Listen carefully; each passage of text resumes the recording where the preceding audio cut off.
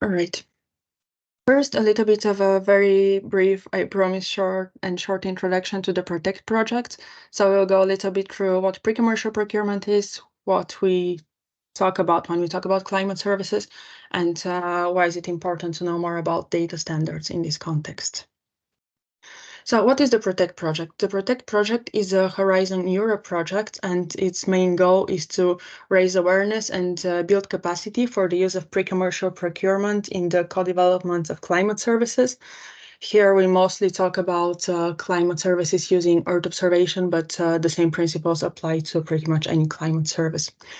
We could say that there are two goals of why we're doing that. One of them is very specific, and as you can see on your screens, there's a commission is opening a call for tenders, I believe today, for the co-development of early stage climate services for the under the framework of Horizon Europe, and Protect's role in this context is to raise awareness through webinars like that, through research of the climate service market, try to identify gaps and see where pre-commercial procurement can intervene. And we also recommend some fields of intervention, for instance, the four that you see there. We also talk with public authorities, and we try to put them together to, in case they have a common understanding and common needs, for them to be part of the same consortium when developing climate services. This is, however, the very specific role that we have, but even more broadly than that, we are trying to raise awareness and build capacity more in general for the role of pre-commercial procurement in the uptake of climate services. And I would like to tell you a little bit more about that in the coming slides. So first of all, I have already mentioned pre-commercial procurement plenty of times. I would continue doing so. So I would spend a minute on trying to not necessarily go into the detail, but to let you know what are the main principles of pre-commercial procurement. So first of all, pre-commercial procurement is a form of innovative procurement, and it stems from the procurement as we know it, except that its main characteristic is that it's characterized by a competitive development in phases, which means that on the one hand, we do have a group of procurers that agree on common needs, and on the other hand, we have a group of providers. So with each phase, the group of providers who normally start with rather low TRL develop further their solution, trying to match at best the needs of the procurers. And we say that it's a competitive development because at each phase, a few of the providers would not be funded further.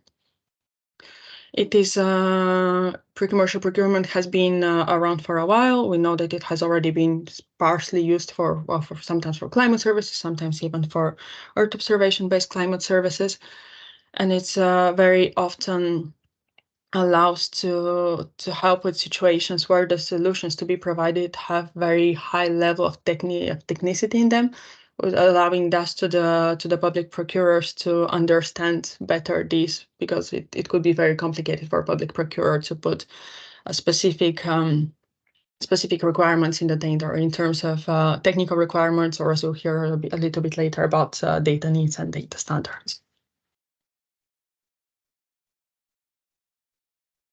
So why do we need pre-commercial procurement in climate services? Well, we all know from a lot of independent research and from European projects such as Marcon Climate Europe that the market of climate services is underdeveloped, and that there is untapped potential for new and innovative climate services. We all know that there is an asymmetry on the market between what is the offer and what is the demand, and there's some positive evolution in that regard. For instance, more and more work is done on climate services taxonomies, and there is a switch from the perspective, and now the perspective is switching towards the demand side and not towards the side of what is offered, because it can be extremely complicated for someone that needs climate services to know what climate services are on the market, or sometimes even what climate services are. So if we have to pinpoint one reason for the climate services market being underdeveloped, is this information asymmetry between demand and offer, which is asymmetry that we see in a lot of markets, but there are already some mechanisms put in place to fill this gap. And that's, for instance, the case for pre-commercial procurement or any other system that incentivize co-development or co-design, which allows to the demand and to the offer side to come together. So without further ado, we would hear from Bente, Lionel, and Marie-Françoise on why is data standards and open data important to fight this asymmetry in the climate services market, and what should we know about it as either public procurers or there's someone who talks to public procurers about data. Yeah. Thank you. That's the cue, I guess, Stefka. So I will share my screen here. We see it well, Bente. Thank you. Yeah, thank you. So thank you so much for inviting us being members of the Geo Data Working Group, the group on Earth observation.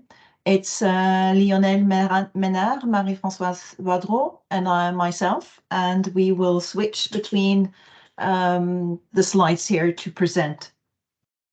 So first, some of the objectives of what we are going to talk about.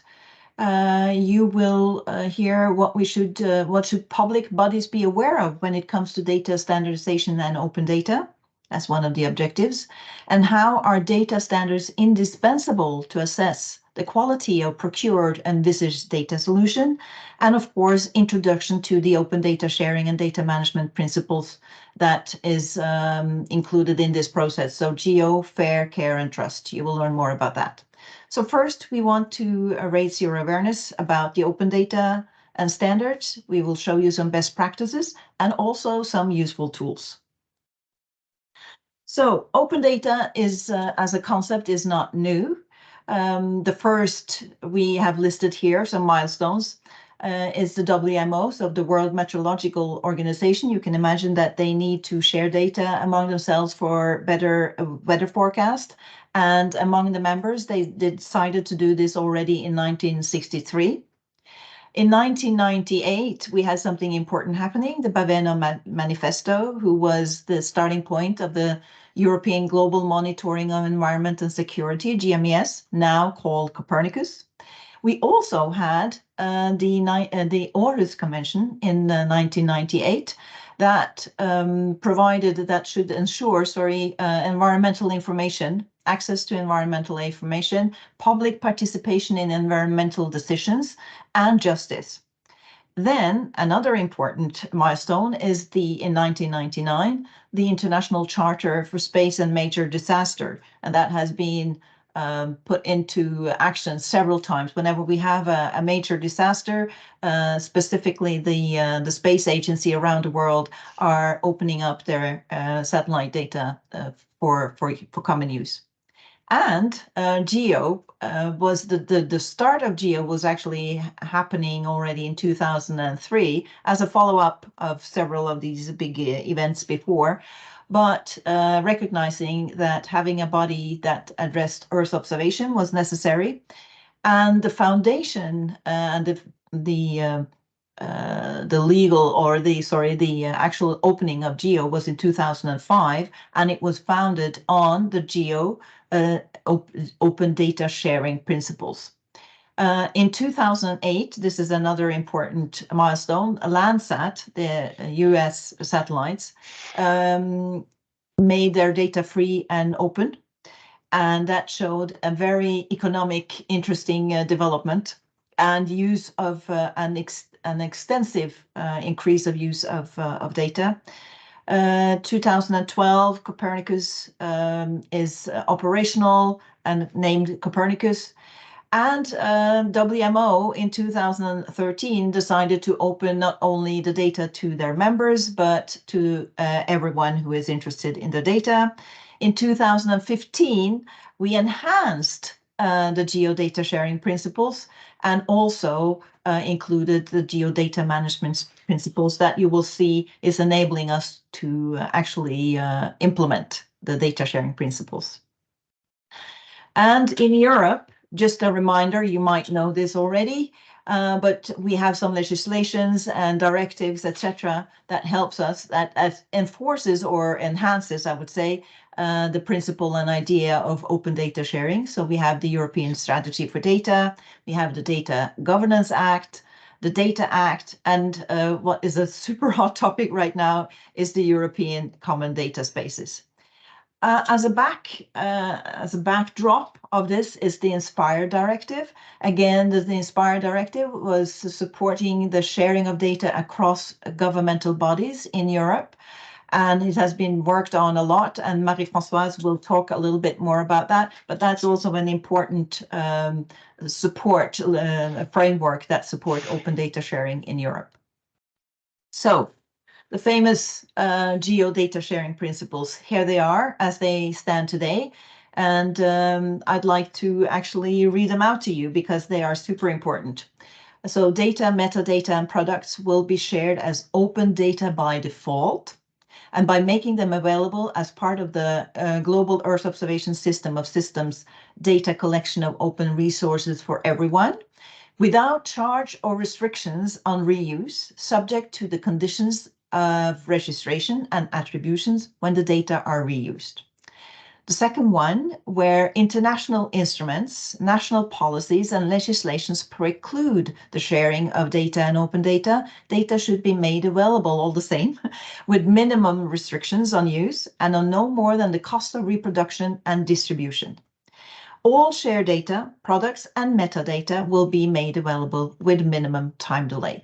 And so this is the framework, and this is very important and a success story for GEO. And we will go deeper into the details with Marie-Françoise and Lionel. I mentioned the geodata management principles. That's what we worked with in GEO to enable the implementation of this principle, the open data sharing principles. And you will recognize discoverability, accessibility, usability in different subtitles: encoding, documentation, provenance, and quality control, preservation and verification, and under curation, review, and processing identifiers. You will see that this is covering basically the life cycle of the data. There's somebody who need to mute themselves, maybe. Okay, and here I don't want to go into detail. I just want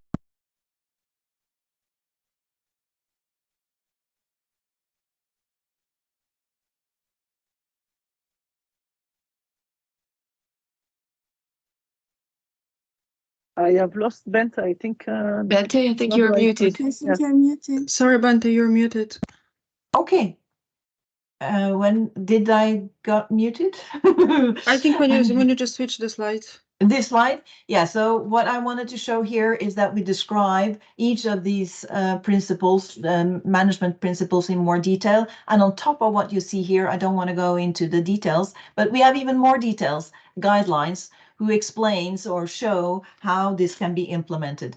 And we also have had this Geo Dialogue series where we go into the theory and also show examples. So we do the best we can to teach and to help people be able to implement the Geo open data sharing principles. Now, FAIR, you might have heard, they might be more famous, but in principle, they are very similar, but they are also overlapping to the Geo data sharing principles and the data management principles. So FAIR, findable, accessible, interoperable, and reusable. You recognize these words already from the Geo data sharing principles.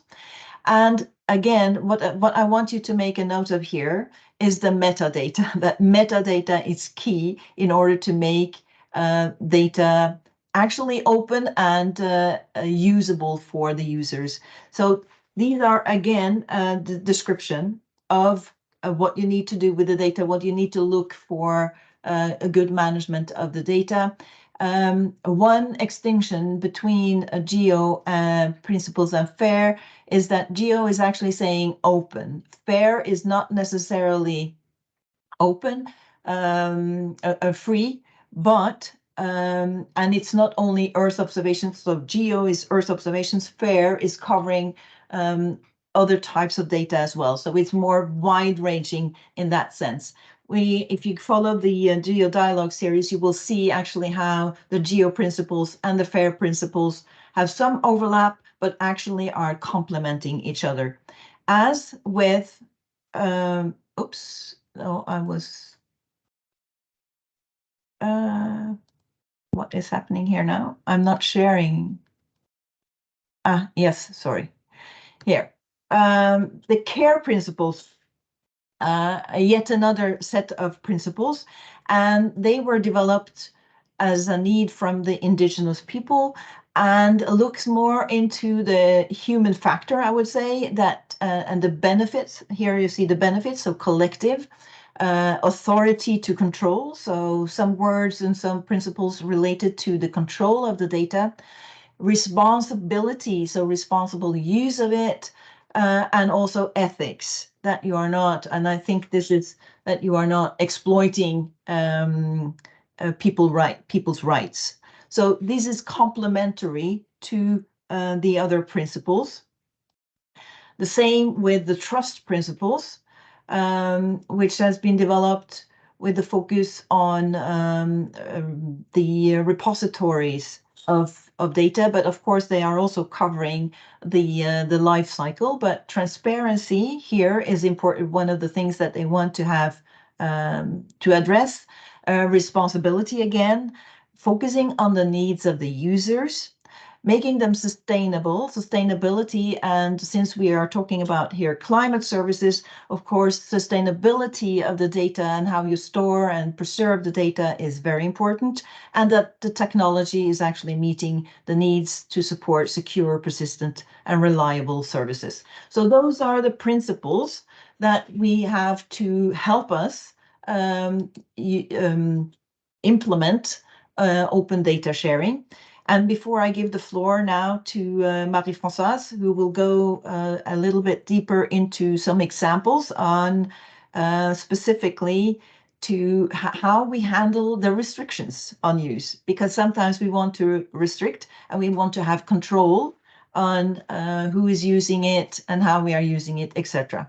So Marie-Françoise, with that, I give the floor to you. Thank you, Bente. So how do you share your data, and do you make your data open? If you want your data to be usable, you have to attach a license. It's not enough to say it's open data. We have all learned that in the past we could use the images on the web without considering the rights of the images. Now we know that we have to check these rights. And so the idea is not neither when we encourage and advocate the data sharing and open data to kill the business. So this is why we say as open as possible, as restricted as needed. So attaching a license provides the clarity and certainty on the possible downstream usage. And this is what really makes your data usable. So opening the data is great, but adding a license is really necessary to clarify which are the authorizations you attach to the data. We have talked about the data sharing, and in 2023, the subgroup, the GEO subgroup of the data working group in charge of law and policy has defined which are the standardized licenses that enable to implement this data sharing, which is advocated by GEO. And you have here the licenses, so Creative Commons 0.1.0, Open Data Commons Public Domain Dedication licenses, the PDDL, the CC BY 4.0. And when you talk about a license, if you create a product or an application, you have to check which were the licenses that were attached to the input data and which are the licenses you want to provide for your outcomes, meaning that everything we talk about here in this presentation, you always have to consider about in both directions, as an input and as an output. And the standard licenses enable the machine-to-machine processing which is very important here, because when we want to talk about machine intelligence or artificial intelligence or machine learning, the set of this technology is to use a lot of data as input to provide a better quality output. If we want them to be able to use a lot of data, which is where they become good, they need to have the data licenses attached to the input data. Next. Here, just to say that Creative Commons, for instance, here, and I just take this example of licenses set, but you have all others with Apache and so on. You can already express a lot of things with the existing licenses, like everything is open, or CC BY means that you want people to credit your work. This is very important for research teams who want to provide right access to the data to keep on getting the grants. And then this is the similarity if you want to make sure that the people that will produce some outcomes will attach the same license to the results. And if you want to put some restrictions here, you also have some capacities to describe it in standardized licenses. And what is important here is that you have the URL to enable a machine-to-machine processing of the data, even if you attach already a good variety of licenses.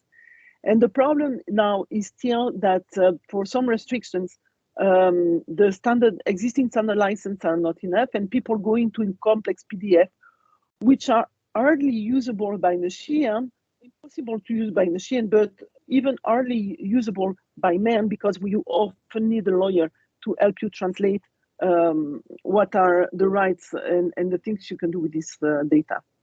Next. So there is a lot of work which is done on data licenses already, and we know that Creative Commons considers in working on the restrictions, standardizing the restrictions, but you have to take care that the data licenses are different than the software licenses.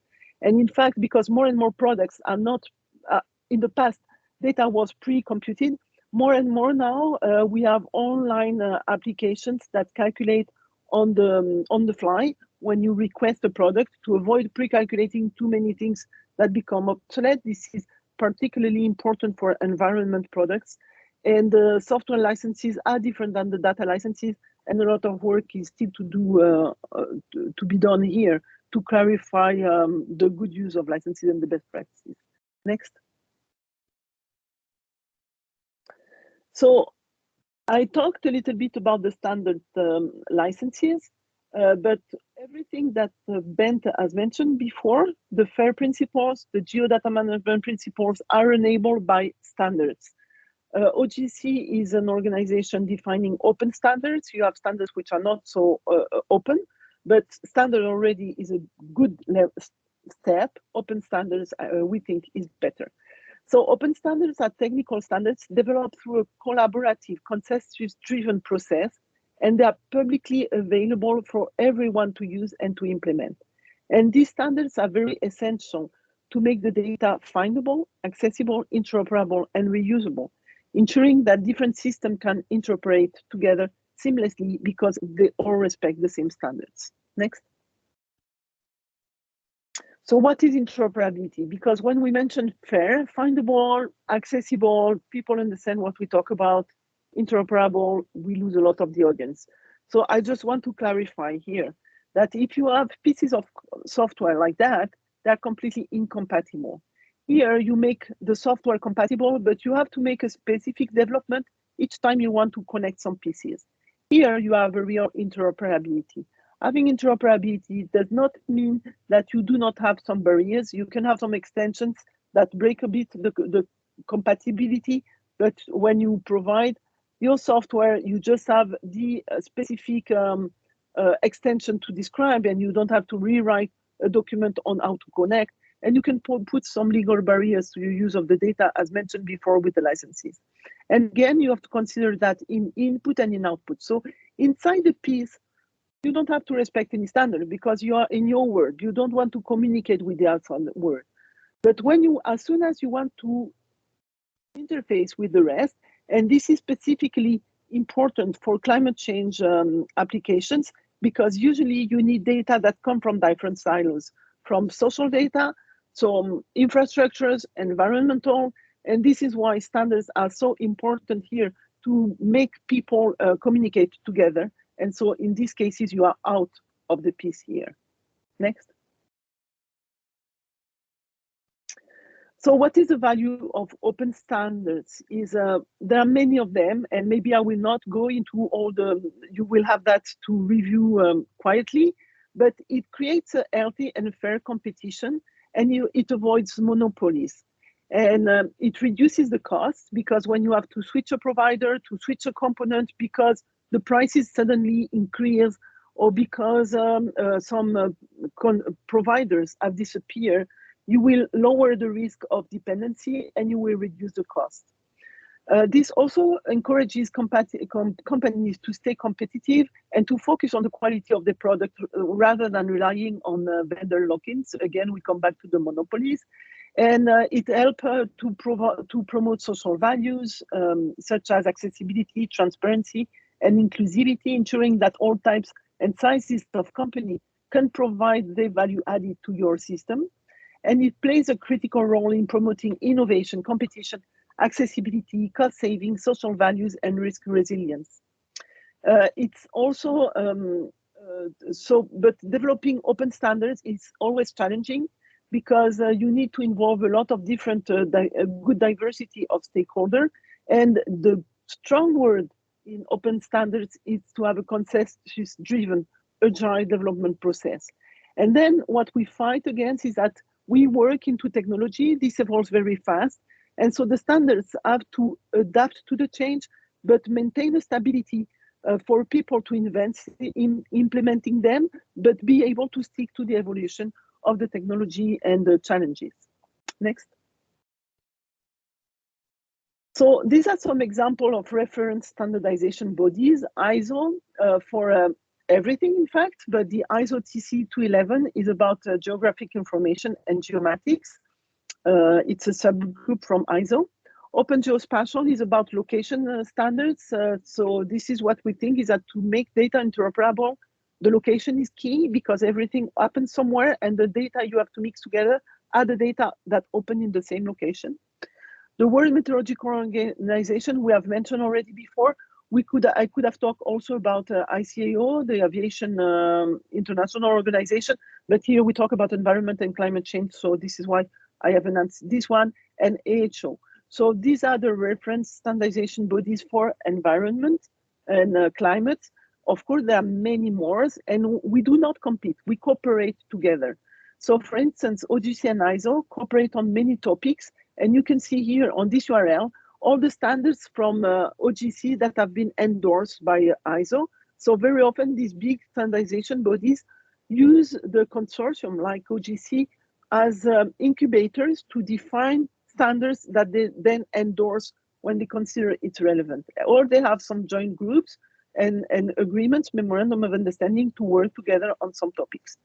WMO has also endorsed several OGC standards like the CSW, the WMS, WCS, WFS, etc. And the open and the WaterML and oceans data and standards are defined by a joint group between WMO and ICAO, just to tell you that there are some cooperation between all these groups. And the Europe Inspire directive in Europe, because these ones are global, but in Europe, Inspire have made built an infrastructure to enable the data exchange and better cooperation for environmental data and geographic data. And they have defined a set of standards that rely on all these different bodies to really drive what were not only the recommendations, because Inspire has put some constraints and fines, and this was a major difference with the PSI directive in 2013, is that Inspire has put some milestones to push all the public providers to share environmental and hydrology and geographic data. Next. So when you define standards, this is great. But if people tell you, I comply with these standards, I have implemented that, how can you know that this is real and that the implementation is of good quality? So there are some compliance testing tools that exist, and they enable to check the good quality of the implementation. So if I am an implementer, I use these tools to make sure that what I have implemented is of good quality, my implementation is of good quality, and then what my users might wish to connect pieces together, they will have no problem. Because it's always better to identify the problems when you are in the factory than when your tool is deployed all over. And so OGC, to facilitate this compliance check, provides tools via the compliance program. And they also provide a certification process that ensures organization solutions are compliant with OGC standards. So a procurer can request either some informal results of compliance check, or they can request a certification, which in this case is paying for the provider. And it's a universal credential that allows agencies, industry, and academia to better integrate the solution. And here you have a link to these tools. The Inspire reference validator does exactly the same. The Inspire standards and recommendations, and you have here the link to the Inspire validator. And we have done a recording with Bente in the context of the NextGeos project. I don't know where the noise comes from. And we have made a video about this tool some years ago, and you have here the link about this webinar where you can learn more about the compliance testing and its benefits. Next. So just a transition, because here I will let Lionel follow up. The open standards and standards enable a good implementation, and they enable to respect the principles that Bente has mentioned before. But Lionel will now go in more detail about how to implement that practically. Best practice. Yeah. Thank you, Marie-Françoise. Well, thanks a lot for having us for this session. So indeed, we've seen with Marie-Françoise and Bente that there are several families of principles for sharing data, which are supported by standards mentioned, and in order to enable interoperability. So basically, when it comes to glue all those concepts together and put them into practice, here come the data management plan. So it's an acronym which basically looks like the data management principle, but the data management plan is basically something more formal. It's a formal document which highlight how the data should be handled during and after the project is completed. So it introduces here a nice concept of trajectory that I will come back later on it. So it's something dynamic. And the idea is before the project begins to consider the many aspects of the data management, the metadata generation, data preservation, such as mentioned in the family of principles. And if we do this quite well, it leads to the data to be well managed in the present and prepare for preservation for the future. So basically, this is a definition about this formal data management plan document. So the context here is that it is required, and it is interesting, I guess, for all of you. It is required by national and international funding agency. For example, the European Commission has basically made the FAIR principle to be part of all their calls. So basically, as a procurement process, you should be aware about the existence of the data management plan, the scope, and what basically it covers. So there is support for this. So there is concrete tool that you may use, online tool. I mentioned some of them, OpenAIRE, DMP Online, so mostly based on open source platform. OPIDOR is one of them. I will come back to this because we are going to team with them in order basically to extend the geo data management principle to provide machine actionable data management principle plan, which basically allows us to query this via machine-to-machine process. And there is, last but not least, the GeoFair data management plan self-assessment tool. I provide a link of this, and this is the purpose purpose of what I present to you now. Next slide, Bente. So in a nutshell, this data management plan self-assessment tool is designed for geo and FAIR principles. So there are already tools which are existing for FAIR, but currently there's no other tool which basically allow you to assess the geo data management principle.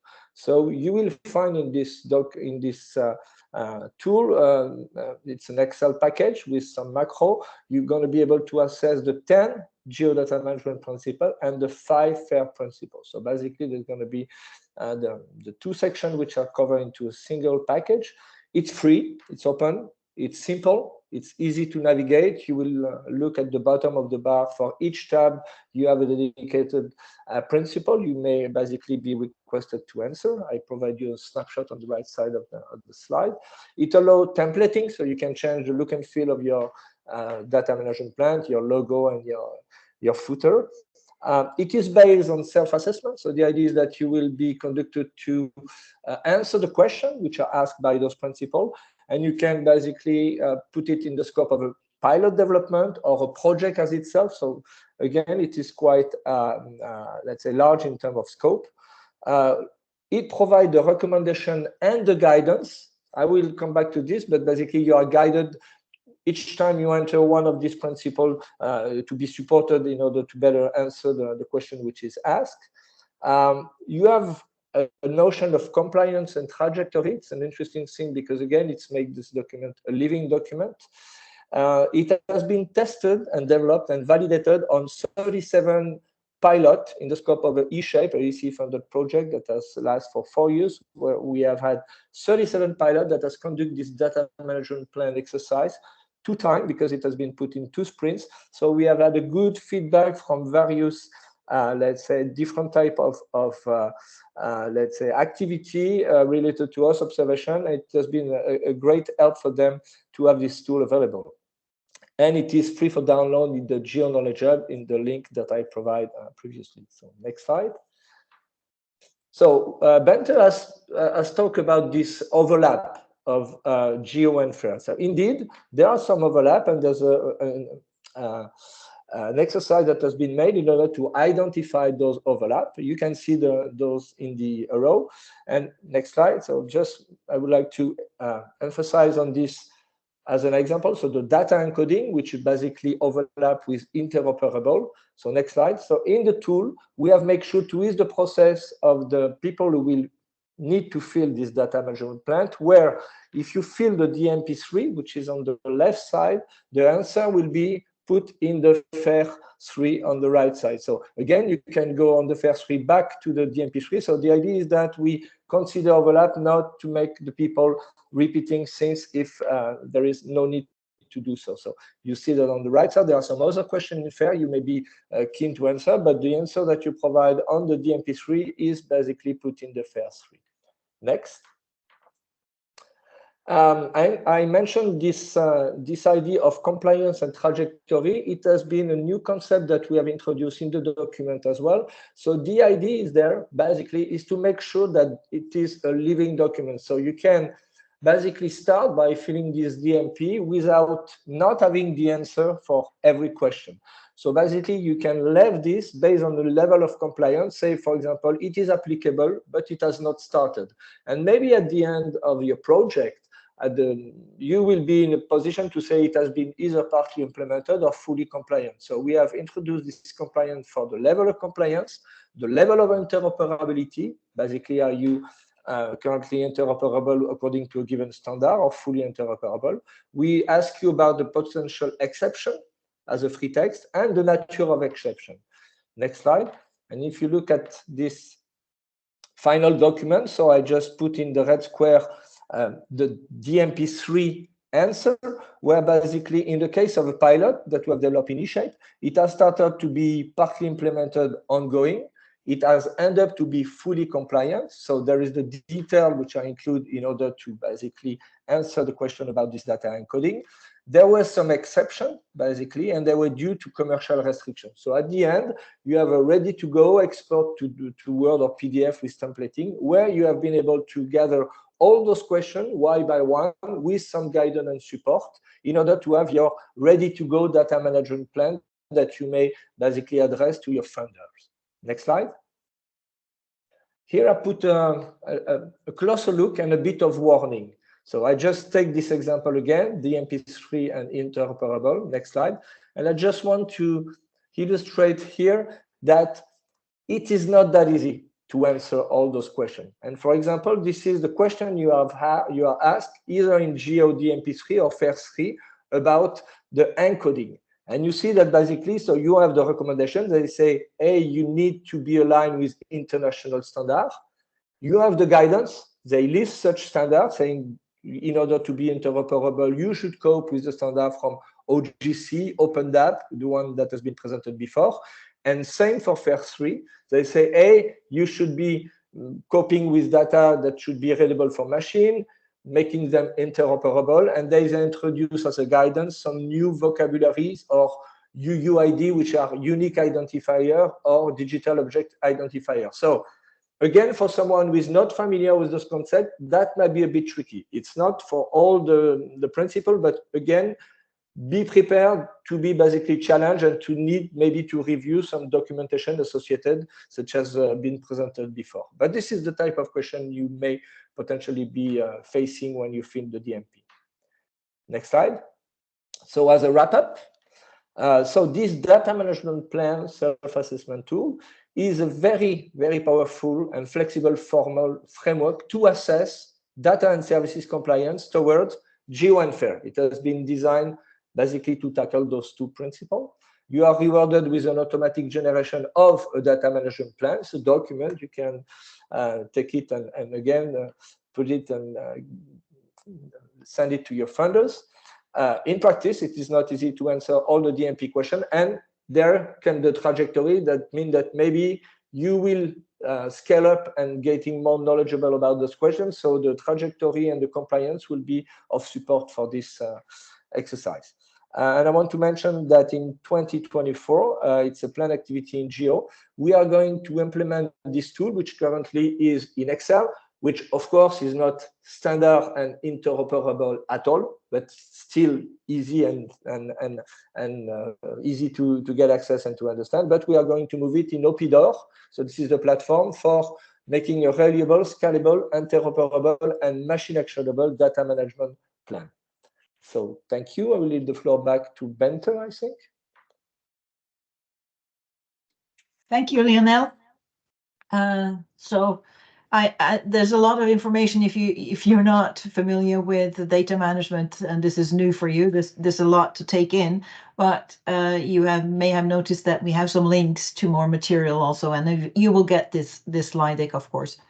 To summarize and to point to the future, just a reminder that the data working group was established to enhance and to further develop the open data sharing principles and the data management principles. And so we are moving towards an open knowledge. So in 2021, Geo agreed on a Geo open knowledge statement, and we revised because, as it was mentioned, the technology is developing all the time. Marie-Françoise mentioned that the tricky part, how do you synchronize developing of standards and technology moving, along each other. And the same with the Geo data sharing and data management principles. We have to keep up with the technology development, and we have a process going on that. And we have the dialogue series to help create a community to discuss this, and to also help implementing, as I said earlier. And the Geo Knowledge Hub has been mentioned, and this is a place where we are collecting all the knowledge, both the data and how the data has been used can be found in the Geo Knowledge Hub. And we are moving on to implement these principles also in the future. And with that, Marie-Françoise, it's over to you again. Yes, thank you. So, in fact, in 2021, GEO has endorsed the Open Knowledge Statement, and this is advocating to move from data sharing towards open knowledge. So, in the following year, in 2022, GEO has implemented the Open Knowledge Hub that have been mentioned before, and that can host any type of piece of knowledge to be shared. And you have here the link of the Open Knowledge Hub. And you will find here already several packages of knowledge, provided by eShay, for instance. All the pilots have provided some components, and also other regions from GEO have provided knowledge. And GEO advocates now not only to share data, but also to share open knowledge. Next. So what is open knowledge? It's not only sharing data. You can see here the open access to the data and open data, but it's also open science, citizen and participatory science, open reproducible research, open software, open infrastructure, open hardware, open education, open evaluation, and diversity of knowledge. These are all strategies to go towards open knowledge. And Bent and I have organized a series of webinars during this year to review all these different strategies and see how we can go there. And you will find the links to the recordings of these webinars on the Open Knowledge Hub. Next. So if we have to provide some takeaways about this presentation, it's that open data policies reveal the real value of the data. The value of the data is not how costly they have been, how much they costed, but how much benefits you can get out of that. And this is revealed by the open data policies. The licenses enable to make the data as open as possible and as restricted as needed. Open standards are needed to make the data open according to the GEO, fair, care, and trust principles, and also bring many other benefits. Data sharing and open knowledge should be required, recommended, or at least considered as needed in calls and tenders. And there are tools that enable policymakers and innovation procurers assess geodata management quality, fair principles, and standards compliance. And these tools can be used by your providers and can be used by the policymakers and procurers to check what is delivered in the context of a call. Thank you for your listening. I just wanted to emphasize that Bent has her own consultancy company. Lionel is from a research center attached to ICE engineering high school in France, so it's more from the academia side. And I work with the Open Geospatial Consortium, that is a not-for-profit organization, defining standards and checking that the standards available can build solutions. Thank you. Thank you. I stop sharing now, maybe? Or do you have questions to the slides? So.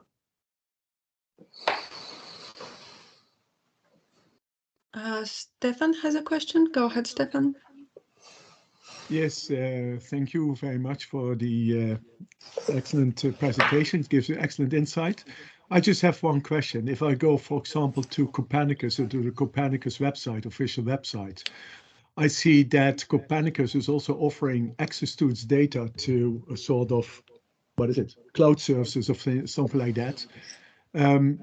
Why is there a link? Is there overlap of what you are saying? Is this completely different? Is it complementary? What is the relation between the information that's being provided by the Copernicus website and the GEO group? I can answer maybe. And so Copernicus is the major contribution from Europe to GEO, and it's the biggest open data providers in the world. The license they're using is very much a CC BY license, So you just have to credit Copernicus, but you can do whatever you want and build whatever business activity you want with Copernicus data, wherever you are from. So that's exactly my point. So what I've understood is that Copernicus will be one of the major data providers, so to say, where you can get access to. How does it then? What kind of other sources of geodata besides Copernicus are relevant then from your perspective? Oh, there are many data sources. You have meteorological data, you have data from the national authorities, you have biodiversity data.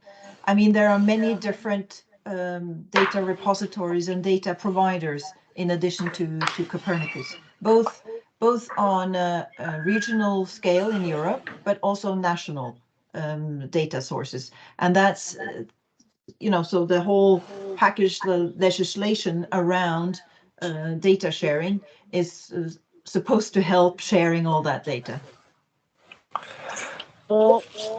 If I just may complete Ben's answer, is that so GEO has organized itself in providing a kind of big repository of data available, which are basically following mostly open data, open sharing principles. This is available on the GEO portal. So, I mean, if you are looking for some data as a whole, so you mentioned Copernicus, you already know this, but for search and discovery, which is the second part of your question, you may benefit from going to the GEO portal, the portal of GEO, who is basically acting as a kind of broker of available resources. And there you should find some link or some, let's say, metadata mostly, which direct you to the data you're interested in, whether it is for a given, let's say, topic of interest in science or any other type of data according to regional or local or national, let's say, sector. So this is the goal of GEO as a kind of orchestrator to try to gather, grab, and to provide a big repository of available EO resource, including the one from Copernicus. Copernicus, they don't create data themselves in many, they create some data, but they are reusing and providing data from other providers also. So they are users for a lot of data. And when you use the Copernicus data to create a new product, you might need to access some in situ data to validate and calibrate your product, which is not provided directly by Copernicus, for instance.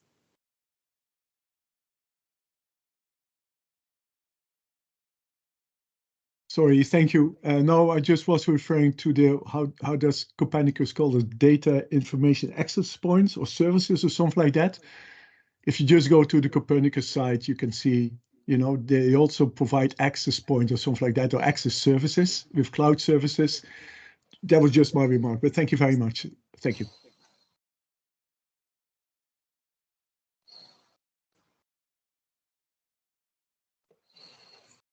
Thank you very much, Stefan.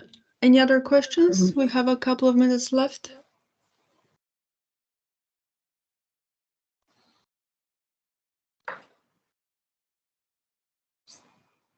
Otherwise, I may go ahead and ask a question myself. So I see that you're running a lot of initiatives among the GeoDialogue series, and I was wondering if you ever communicate, for instance, to local or public authorities, and if you have gathered some overview of their pain points. Because, for instance, the data management plan that you mentioned, and I think Marie-Françoise mentioned it explicitly, it could also be used by them, for instance, to overcome some of them, even in the process of pre-commercial procurement, to have this sort of checklist when they can follow the progress of things that they are not necessarily able to follow otherwise. Could you maybe elaborate a little bit on that? I can take Bente. So we have built 2 series of dialogue, and the goal is to raise awareness on specific topics. So last year it was about the data management principles. So we have reviewed each of the principles and we always try to link the theory to the practice. And this year, it has been very much about all the different approaches to open knowledge. And yes, there is a lot of material in these dialogues, and it can be useful to procurers, to anyone. And the idea is that this Earth observation and environment community involves a lot of pluridisciplinary backgrounds, a lot of different stakeholders. And the idea is to raise the awareness, homogenize a little bit the understanding, to facilitate the communication. It can be difficult when you bring people, lawyers, for instance, for licenses, with stakeholders and with providers and cloud techniques. So we want to raise a little bit the awareness and homogenize to facilitate this communication and enable further cooperation. So yes, definitely it can be used by procurers. Yes, absolutely. It's open to, it should be the users, the community that we have developed in the through the Geo Dialogue series consists of members also from the public authorities, from businesses, from science. So, I mean, they have to a large extent the same challenges when it comes to data management.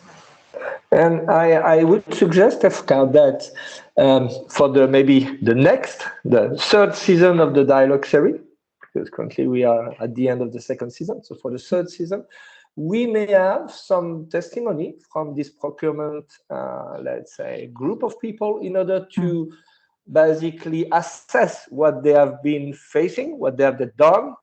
And again, I think it will be very interesting to know how, as a procurer, let's say, you put some requirement into your process, but how basically you are being able to evaluate the content of the answers back to the initial procurement. And again, if you, such as mentioned in one of my slides, it is not that easy for all the questions. So I'd be very interested in having for the third season, so you get an open invitation basically for you to come back to the dialogue series and to basically provide your testimonials. It will be very, very interesting. You're muted. Thank you very much. I think we'll be very happy to explore that, and I think there's a lot of value coming from that. Any very last and very quick questions? Great. We are running past the time, so thank you once again, Bente, Marie-Françoise, and Léonard for contributing today. It's been very interesting. It's been very useful, and thank you for enlarging your community even broader to join us today. I like to remind everyone that that the recordings and the presentations would be available on the Protect website. And thank you for your time. Come back for more on Friday. Thank you. Have a nice day. Thank you for inviting us. Thank you. Bye-bye. Thank you. Bye-bye. Bye-bye. Bye.